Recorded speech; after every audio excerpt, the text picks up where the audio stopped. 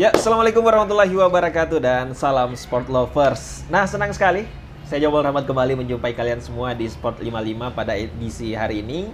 Dan seperti biasa, ya, di sini kita akan membahas sedikit terkait dengan hasil pertandingan Liga Champions dan tentunya di sini juga kita sudah bisa melihat klub-klub mana saja yang berhak untuk melaju ke babak 16 besar. Selain itu, kita juga akan sedikit membahas terkait dengan bagaimana perjuangan timnas Indonesia di AFF Suzuki 2021 gitu ya.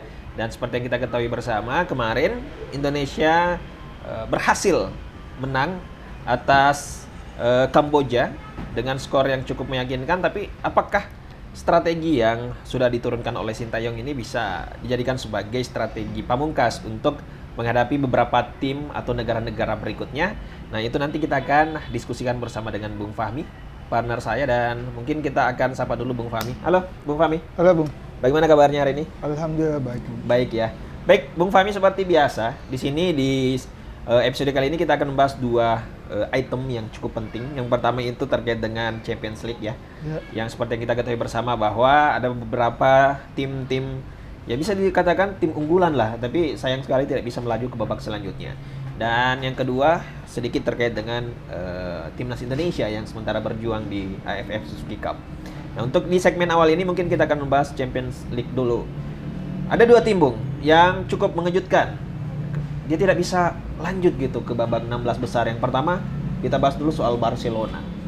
Apa sih yang sebenarnya membuat Barcelona ini seolah-olah kehilangan jati dirinya sebagai klub besar yang sangat disegani? Saya rasa kalau Barcelona kendalanya adalah masa transisi, Bung. Ini memang kendala dari manajemen yang mana pergantian dari presiden Barcelona Joan Laporta yang sebelumnya baru dilantik juga.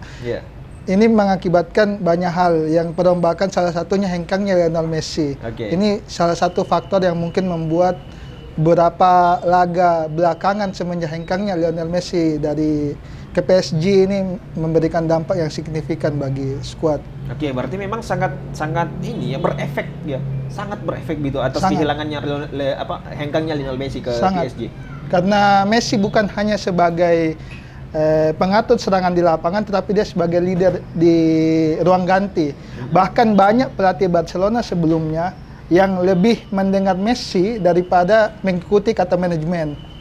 Ini yang salah satu faktor yang paling saya rasa paling signifikan dari segi semua hal yang ada di kubu Barcelona. Dan inilah akibatnya kalau misalnya kita hanya bergantung di satu orang saja ya. Tidak bergantung di bagaimana caranya sebuah tim itu memantapkan strategi bersama. Nah, inilah salah satu hal yang mungkin bisa menjadi pelajaran lah untuk tim yang lain. Nah, tentunya kalau misalnya kita lihat ya, pelatih Barcelona kan tentunya merupakan salah satu pemain bintang Barcelona juga yang mungkin sebelum dia datang banyak orang yang meyakini bahwa mungkin kedatangannya Xavi ini bisa mengembalikan kejayaan Barcelona, tapi ternyata belum terlalu signifikan perubahan yang terjadi. Apakah memang Xavi tidak terlalu berefek begitu untuk Barcelona? Kalau dibilang berefek, tidak fair kalau kita menilai seorang pelatih dari satu ataupun dua laga, Bung. Karena di zaman sepak bola modern ini kita tidak bisa memungkiri bahwasanya sekarang fans lebih menilai seorang pelatih dari hanya satu atau dua laga. Ketika satu dua laga itu tidak sesuai dengan ekspektasi yang diberikan oleh fans, maka mereka menjudge pelatih itu gagal. Padahal kita harus lihat sepanjang musim dari matchday pertama Champions League sampai ditangani oleh Xavi, ini memang sudah terpuruk Barcelona. Jadi tidak fair dua laga terakhir, walaupun ditangani oleh Xavi memang Barcelona mengalami hasil imbang dan juga kemarin kalah telak oleh Bayern Munchen 3-0 ya.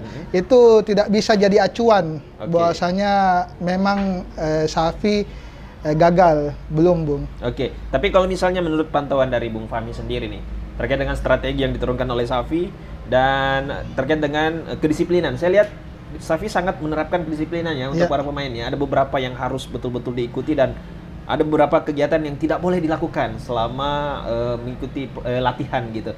Nah, apakah memang strategi seperti itu dan pola latihan seperti itu yang diturunkan oleh Xavi, yang ditekankan oleh Xavi ke para pemain, itu bisa mengembalikan, ya, artinya bisa memulihkan lah penyakit Barcelona, bisa dikatakan seperti itu ya. Ya. Karena mungkin banyak orang mengatakan Barcelona lagi sakit sekarang. Ya. Tinggal bagi obatnya itu ada di Xavi sebenarnya. Apakah Xavi bisa mengobati semua itu atau perlu adaptasi yang cukup lama agar bisa mengembalikan kejayaan Barcelona? Saya rasa kalau adaptasi butuh memang, Bung. Tapi tidak bisa dipungkiri bahwasanya skuad ini bukan skuad racikan murni dari Xavi. Ini hanya delegasi dari Ronald Koeman semata. Jadi kita tunggu transfer musim dingin yang akan datang di bulan Januari. Siapakah yang akan hengkang dari Barcelona dan siapakah yang akan datang atau rekrutan Xavi yang sebenarnya. Di situ bisa kita lihat banyak Xavi memainkan di skuad Barcelona sekarang pemain muda. Tapi memang Barcelona sangat terkenal dengan Akademi La Masia-nya, yang bagaimana dia mengorbitkan Akademi La Masia ke skuad utama, dan itu saya rasa Xavi tetap akan menggunakan cara itu untuk bisa mengembangkan bibit-bibit muda dari Akademi La Masia.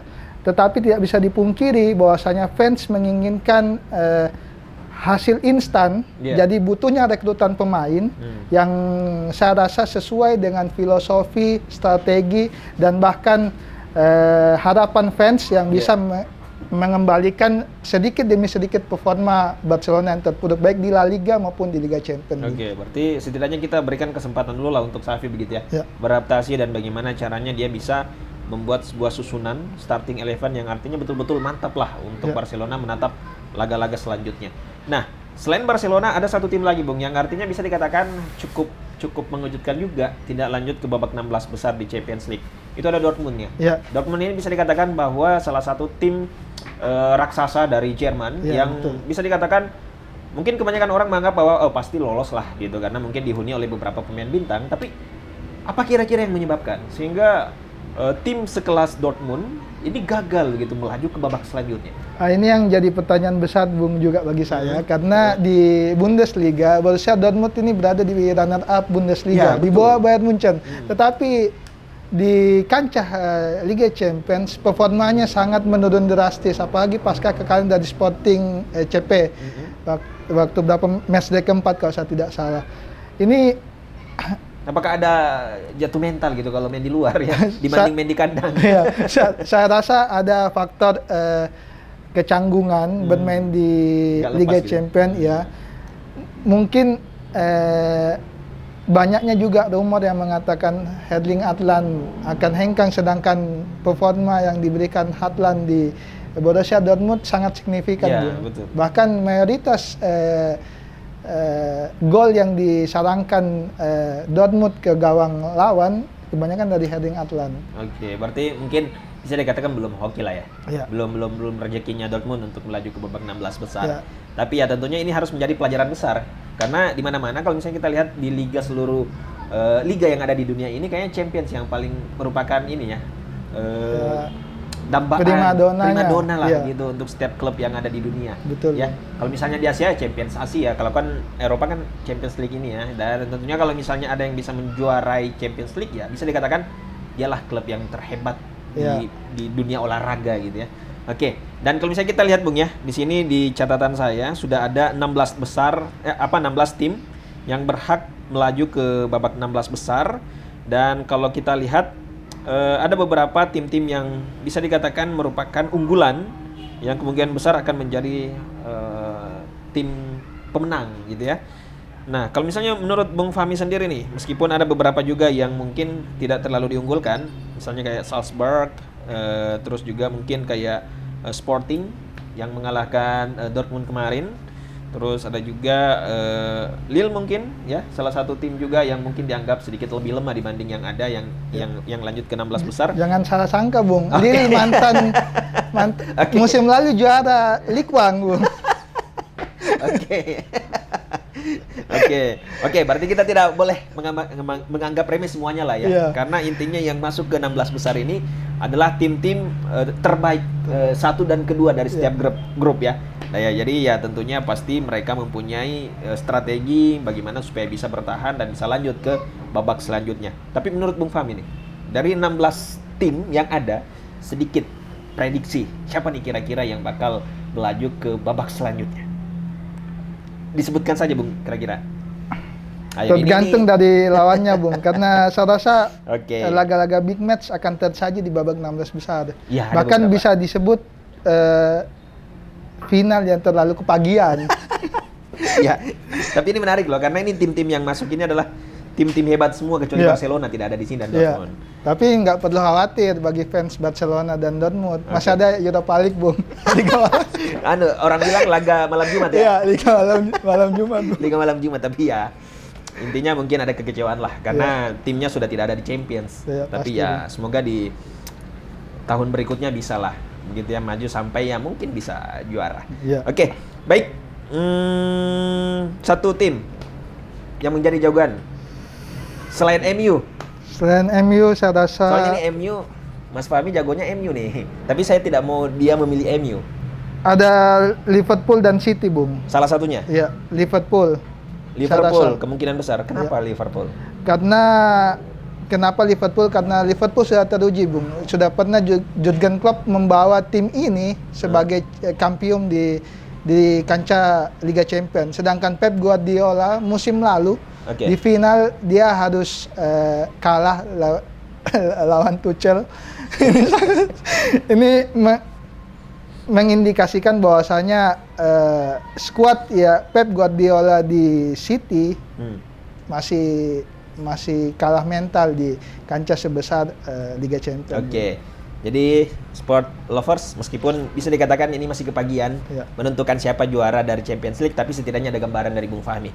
Dan kalau misalnya kita lihat ya mungkin Bung Fahmi menjagokan Liverpool untuk menjadi juara. Tapi kira-kira menurut kalian siapa nih yang bakal menjadi juara?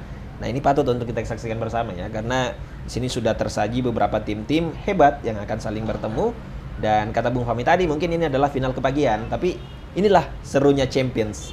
Karena di situ nanti akan tim-tim hebat akan saling beradu strategi dan kira-kira siapa yang bakal menang itu nanti kita akan saksikan bersama. Oke, baik, Bung Fahmi kita cukupkan sekian untuk Champions League. Sebentar kita akan bahas soal AFF ya, di mana Indonesia kemarin alhamdulillah berhasil menang dan tentunya cukup meyakinkan juga 4-2. Tapi apakah strategi yang diturunkan oleh Sintayong itu cukup efektif untuk melawan tim-tim yang lain yang satu grup dengan Indonesia? Nah, nanti kita akan bahas ya. Baik, jangan kemana-mana sport lovers. Kita akan bahas ini setelah jeda iklan berikut ini. Tetaplah bersama kami di Sport 55.